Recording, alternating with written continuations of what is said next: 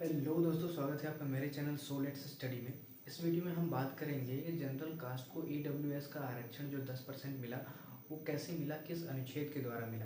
तो चलिए शुरू करते हैं। बात करें दोस्तों अनुच्छेद 15(6) और अनुच्छेद 16(6) के बारे में, तो ये दोनों क्या थे दोस्तों, संविधान में पहले नहीं थे, इनको संशोधन करके जोड़ा गया है। क्या जोड़ा गया दोस्तों? 15 में 6 जोड़ा गया, अनुच्छेद 16 में 6 जोड़ा गया, और ये दोनों एक दूसरे से संबंधित हैं। कैसे संबंधित है? क्योंकि मैंने अभी आपको अनुच्छेद 16 नहीं पढ़ाया है, तो हम इसको अभी यहीं पे पढ़ लेते हैं कि ये जोड़ देते हैं इसको कि ये कैसे हुआ। साल था दोस्तों 2019 का, और हमारे प्रधानमंत्री थे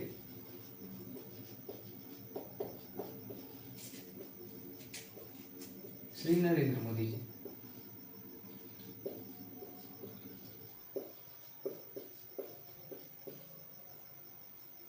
और हमारे राष्ट्रपति थे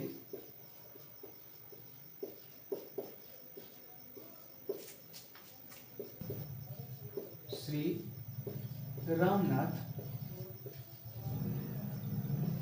कोविंद जी। ठीक है दोस्तों, और ये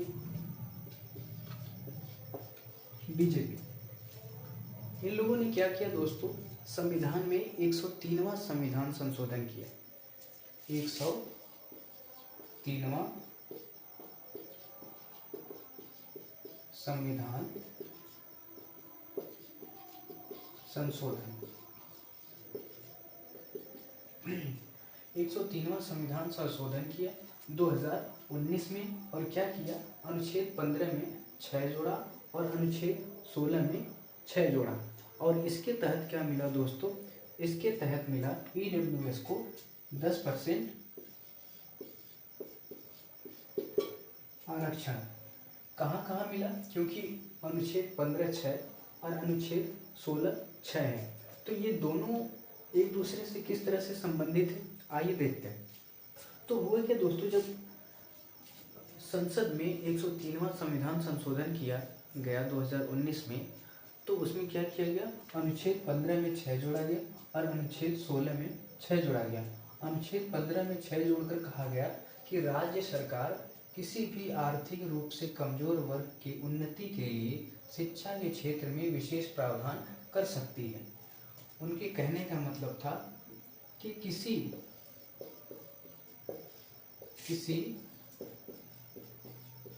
कॉलेज या विश्वविद्यालय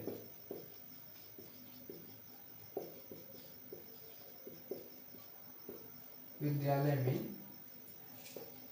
प्रवेश, जैसा कि मैंने पिछली वीडियो में बताया था आपको 15(5) के बारे में, जिसमें ओबीसी वर्ग को प्रवेश से संबंधित आरक्षण मिला 27%, उसी प्रकार 15(6) में ईडब्ल्यूएस वर्ग को क्या मिला? 10% का आरक्षण मिला। किसमें मिला? कॉलेजों विश्वविद्यालयों में जो एडमिशन प्रक्रिया होती है उसमें 10% का आरक्षण दिया गया अनुच्छेद 15(6) के द्वारा। किस क्षेत्र में? प्रवेश के क्षेत्र में। विश्वविद्यालय में जो प्रवेश दिया जाता है उसमें उनकी अलग कटऑफ बनती है 10% के हिसाब से, जिस प्रकार ओबीसी एससी एसटी की बनती है। लेकिन मुख्य बात ये थी कि ये जो अनुच्छेद 15(6) था, इसमें एससी एसटी ओबीसी के लिए आरक्षण नहीं था। ये सिर्फ किसके लिए था? आर्थिक रूप से पिछड़े वर्ग के लिए। क्योंकि जो एससी एसटी और ओबीसी को आरक्षण मिलता है वो किस रूप में मिलता है? सामाजिक रूप से पिछड़े और शैक्षणिक रूप से पिछड़े, उनके अंदर और उनके साथ जातिगत रूप से वो आरक्षण मिलता है। लेकिन यहाँ पर क्या है? यहाँ पर जो है आर्थिक रूप से कमजोर, यानी गरीबी रेखा में जो अमीरी से गरीबी रेखा के बीच है, उनके लिए है ये आरक्षण। ईडब्ल्यूएस का आरक्षण 10% मिला। और बात करें अनुच्छेद 16(6) की, तो 16(6) में कहा गया कि राज्य सरकार आर्थिक रूप से पिछड़े वर्ग के लिए नियुक्ति में विशेष प्रावधान कर सकती है। यहाँ कहने का अर्थ था दोस्तों, सरकारी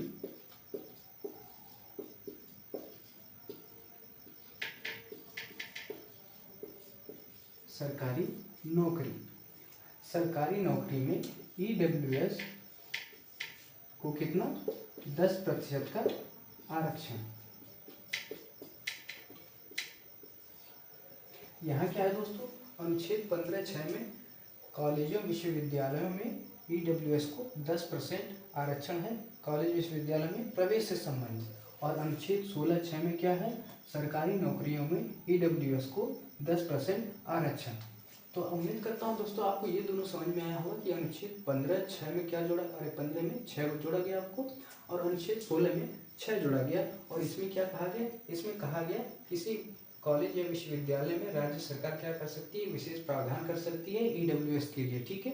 और अनुच्छेद 16 में 6 जोड़कर कहा गया कि आर्थिक रूप से पिछड़े वर्गों के लिए क्या किया जा सकता है, सरकारी नौकरी में आरक्षण दिया जाएगा। वो कितना होगा, 10% होगा, 10% से अधिक नहीं होगा। यहाँ भी वही बात है, 10% से अधिक नहीं होगा। अब बात आती है कि ईडब्ल्यूएस की पहचान कैसे होगी। ईडब्ल्यूएस को कैसे पहचाना जाएगा कि कौन कितनी गरीबी रेखा से नीचे है या कौन कितना आर्थिक रूप से कमजोर है। तो उसके लिए भी गाइडलाइन जारी हुई, मैं आपको बताता हूँ वो गाइडलाइन क्या थी। अब बात आई दोस्तों कि ईडब्ल्यूएस को जो आरक्षण मिलेगा वो कैसे पता चलेगा कि वो ईडब्ल्यूएस सर्टिफिकेट बनवाने के लिए सही है। तो उसे प्राप्त करने के लिए, ईडब्ल्यूएस का लाभ लेने के लिए उसके पास ये योग्यताएं होनी चाहिए, ठीक है।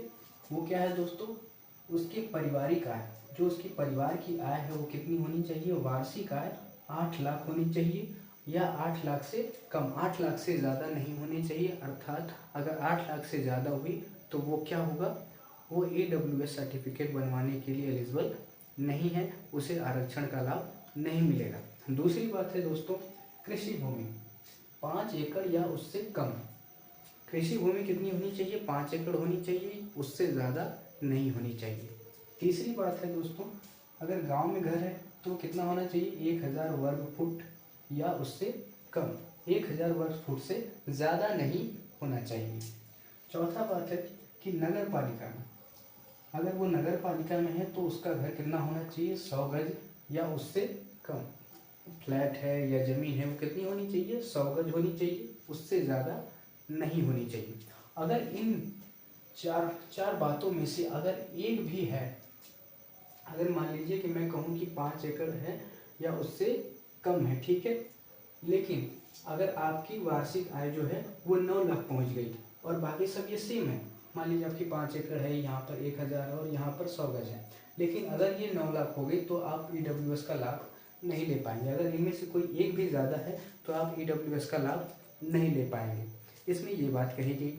और एक बात दोस्तों, आपने अभी हाल ही में देखा होगा, कुछ समय में न्यूज़ों में चर्चा में थी कि कुछ लोग जो थे यूपीएससी में वो ईडब्ल्यूएस का फर्जी सर्टिफिकेट बनवा के उन्होंने नौकरी या पद को हासिल कर लिया।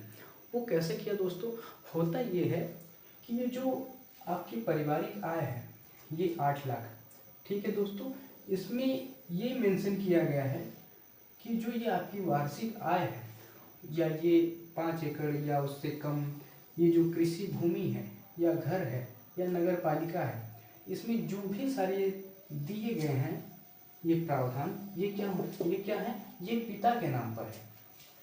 इसमें कहा गया है कि आपके पिता की संपत्ति, इसमें ये नहीं लिया गया कि बेटे की संपत्ति कितनी होनी चाहिए। पिता की संपत्ति, अगर पिता की संपत्ति इतनी है तो क्या होगा, आप ईडब्ल्यूएस का लाभ नहीं ले पाएंगे। अब इसमें क्या किया गया, जो लोग फर्जी सर्टिफिकेट बनवा के हुए, उन्होंने क्या किया कि अपने पिता की जो संपत्ति थी वो अपने किसी रिश्तेदार को, अपने किसी दूर के रिश्तेदार को क्या किया, रिश्तेदार के नाम पर। अगर मेरी आय मान लीजिए मेरे पास 10 एकड़ ज़मीन है, अब मैं क्या करूँगा कि मैं अपनी ज़मीन जो है वो अपने किसी दूर के रिश्तेदार को दे दूंगा या बगल के ही किसी आदमी को दे दूंगा और बाद में कहूँगा कि जैसे ही मेरा सिलेक्शन हो जाता है मैं फिर उसको वापस ले लूँगा। तो यही किया उन लोगों ने, अपने पिता की जो जायदाद थी वो किसी और के नाम करवा दिया या फिर अपने ही नाम करवा लीजिए, क्योंकि जो ईडब्ल्यूएस सर्टिफिकेट बनता है, अगर मान लीजिए मैं यूपीएससी का पेपर देता हूँ, मैं क्या करूँगा कि अपने पिता की संपत्ति में अपने नाम करवा लूँगा और सर्टिफिकेट किसके नाम पे बनेगा, पिता के नाम पे बनेगा। तो ऑलरेडी वो संपत्ति किसके नाम पे होगी, मेरे नाम पे होगी, मेरे पिता के नाम पे तो है ही नहीं, और पिता के नाम का ही दिखाया जाएगा ईडब्ल्यूएस सर्टिफिकेट में। तो इससे क्या हुआ दोस्तों कि उन लोगों ने अपनी ज़मीन किसी और को दे दी और जैसे ही सिलेक्शन लिया फिर उसको क्या किया, वापस ले लिया। तो यही हुआ यूपीएससी में, और यूपीएससी इस पे काम भी कर रही है। कुछ समय में हो सकता है कि इसमें थोड़ा बदलाव किया जाए। तो उम्मीद करता हूँ दोस्तों आपको आर्टिकल 15(6) और अनुच्छेद 16(6) आपको समझ में आया होगा। ये दोनों कैसे संबंधित है? 15(6) जो है आपका प्रवेश से संबंधित है और अनुच्छेद 16(6) क्या है? ये नियुक्ति से संबंधित है। यहाँ पर प्रवेश शैक्षणिक संस्थानों में प्रवेश और यहाँ सरकारी नियुक्तियाँ। उम्मीद करता हूँ दोस्तों आपको ये वीडियो अच्छा लगा होगा। अच्छा लगा हो तो लाइक कर दीजिए और चैनल को अगर आप नए हैं तो सब्सक्राइब कर लीजिए और ज़्यादा से ज़्यादा शेयर करिए। मिलते हैं अगली वीडियो में। Thank you.